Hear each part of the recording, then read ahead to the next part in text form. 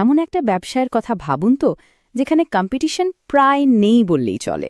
হ্যাঁ, ঠিকই শুনছেন। আজকের এই আলোচনা ঠিক এমনই একটা ইন্টারেস্টিং আইডিয়া নিয়ে।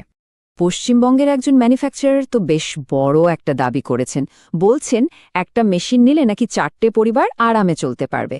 আর মেশিনের দাম সেটা উঠে আসবে মাত্র 4 মাসে, তাও আবার লিখে দিতে পারেন। চলুন এই দাবির ভেতরে আসলে কি আছে সেটা একটু খতিয়ে দেখা যাক।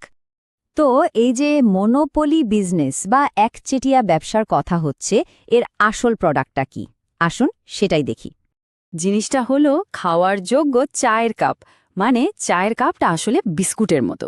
আপনি চা বা কফি যাই খান না কেন, পান করা শেষ হলে কাপটাও খেয়ে ফেলতে পারবেন। আইডিয়াটা কিন্তু দারুণ সিম্পল। কিন্তু ভাবুন একবার, এতে কোনো আবর্জনাই তৈরি হচ্ছে না। একটা দারুণ পরিবেশ বান্ধব ব্যাপার। আর এটাকে মনোপলি বিজনেস কেন বলা হচ্ছে জানেন? কারণ এর চাহিদা প্রচুর, কিন্তু সাপ্লায়ার হাতে গোনা। মানে বাজারের এর এতটাই ডিমান্ড যে বিক্রির জন্য তেমন কোনো লড়াই করতে হবে না। যিনি এটা বানাচ্ছেন তার দাবি তো আরও অবাক করার মতো। বলছেন 50টা দোকানে গেলে নাকি 40টা দোকানির সাথে সাথে অর্ডার দিয়ে দেবে। কিন্তু আইডিয়াটা যতই ভালো হোক, আসল খেলাটা হলো যন্ত্রপাতির। আর এখানেই একটা লুকোনো ফাঁদ আছে। একটা ছোট্ট ভুল কিন্তু পুরো ব্যবসাটাকেই ডুবিয়ে দিতে পারে। সমস্যাটা হলো অ্যালুমিনিয়ামের মেশিন নিয়ে। অনেক নতুন উদ্যোক্তা হয়তো কম দাম দেখে না জেনেই অ্যালুমিনিয়াম বা কাস্টিং ডাই দিয়ে তৈরি মেশিন কিনে ফেলছেন। আর এই মেশিনগুলো বেশিরভাগ সময়ে আসল ম্যানুফ্যাকচারাররা বিক্রি করে না, করে ট্রেডার বা ব্যবসায়ীরা। আর এগুলো চালাতেই শুরু হয় আসল যন্ত্রণা। এই অ্যালুমিনিয়ামের মেশিনে 3কে বড় সমস্যা আছে। প্রথমত, প্রত্যেকবার কাপ বানানোর সময় ডাইয়ের ওপর তেল স্প্রে করতে হয়। মানে বুঝতেই পারছেন কি পরিমাণ হ্যাসেল। দ্বিতীয়ত, এর সারফেসটা মসৃণ না হওয়ায় ব্যাটারটা আটকে যায়, কাপ বের করতে গেলেই ভেঙে যায়। আর তৃতীয়ত, এই আটকে যাওয়া ঠিক করতে গিয়ে ডাই পালিশ করতে হয়, আর তাতে ধাতুটা পাতলা হয়ে যায়। ফলে কাঁচামালের খরচ বাড়ে, বেকিংয়ের সময়ও বেশি লাগে। সব মিলিয়ে প্রোডাকশন কমে যায়, খরচ বাড়ে, আর বিরক্তি তো আছেই।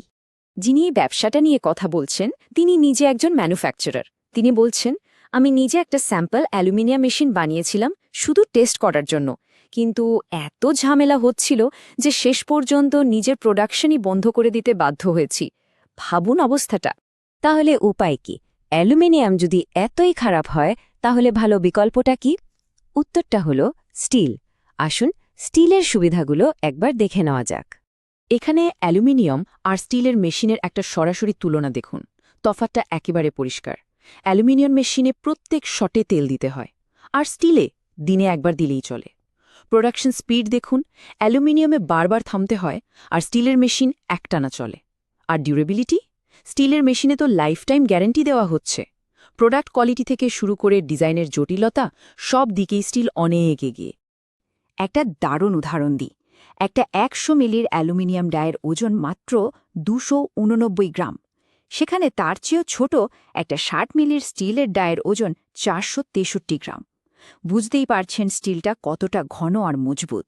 এটা তাপও ধরে রাখে অনেক ভালোভাবে, আর টিকেও অনেক বেশি দিন।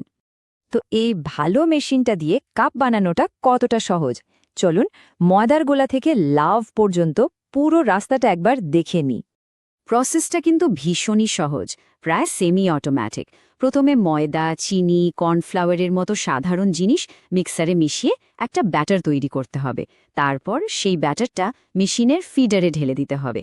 এরপর শুধু টাইমার সেট করে দিন, বাকি কাজ মেশিনের। ও নিজে কাপ প্রেস করবে, বেক করবে, আর সময় হয়ে গেলে মেশিনটা নিজে থেকেই খুলে যাবে। একদম পারফেক্ট কাপ তৈরি। এর জন্য কোনো টেকনিক্যাল জ্ঞানের দরকার নেই। আর খরচের কথা শুনলে তো অবাক হয়ে যাবেন। কাঁচামাল, লেবার, ইলেকট্রিসিটি সব মিলে এক একটা কাপ বানাতে খরচ হয় মাত্র ৮০ পয়সা থেকে ১ টাকা। কাঁচা মাল নিয়েও কোনো চিন্তা নেই। ময়দা, চিনি, কর্নফ্লাওয়ার, চালের গুঁড়ো, বেকিং সোডা এই সব তো আমাদের রান্নাঘরেই থাকে, তাই না? মানে এর জন্য বিশাল কিছু জোগাড় করতে হবে না। আচ্ছা, মেশিন তো কেনা হবে, কিন্তু কার কাছ থেকে কেনা হবে? এটাও কিন্তু একটা খুব জরুরি বিষয়। আসুন সঠিক পার্টনার বেছে নেওয়ার ব্যাপারটা একটু বুঝি। দেখুন, 2 ধরনের বিক্রেতা আছে। একজন হলো ট্রেডার বা ব্যবসায়ী, যে শুধু মেশিন কিনে বিক্রি করে। আর অন্যজন হলো ম্যানুফ্যাকচারার, যে নিজে মেশিনটা তৈরি করে। এই দুজনের মধ্যে পার্থক্যটা কিন্তু বিশাল। সরাসরি ম্যানুফ্যাকচারারের কাছ থেকে কিনলে কি কি সুবিধা? প্রথমত, মাঝখানে কোনো মিডলম্যান নেই, তাই প্রায় 50,000 থেকে 1 লক্ষ টাকা বেঁচে যাবে। দ্বিতীয়ত, যিনি মেশিন বানাচ্ছেন তিনিই টেকনিশিয়ান, মানে কোনো সমস্যা হলে একটা ফোন করলেই সরাসরি সাপোর্ট পাওয়া যাবে। স্টিলের পার্টসের লাইফ টাইম গ্যারান্টিও পাওয়া যাচ্ছে। আর সবথেকে বড় কথা, তারা শুধু মেশিন বিক্রি করেই ছেড়ে দেয় না, কাপগুলো বিক্রি করতেও সাহায্য করে। এটা একটা বিজনেস পার্টনারশিপের মতো। গোটা আলোচনা থেকে একটা জিনিস খুব পরিষ্কার, পরিবেশ বান্ধব জিনিসের চাহিদা যখন বাড়ছে তখন এই ব্যবসার ভবিষ্যৎ উজ্জ্বল। কিন্তু আসল প্রশ্নটা হলো, কোয়ালিটির সাথে আপোষ করে কম দামে কিছু কিনে সাময়িক সুবিধা নেওয়া হবে, নাকি একটু বেশি বিনিয়োগ করে দীর্ঘমেয়াদী লাভজনক আর চাপমুক্ত একটা ব্যবসা গড়ে তোলা হবে? সিদ্ধান্তটা কিন্তু এখানেই নিতে হবে।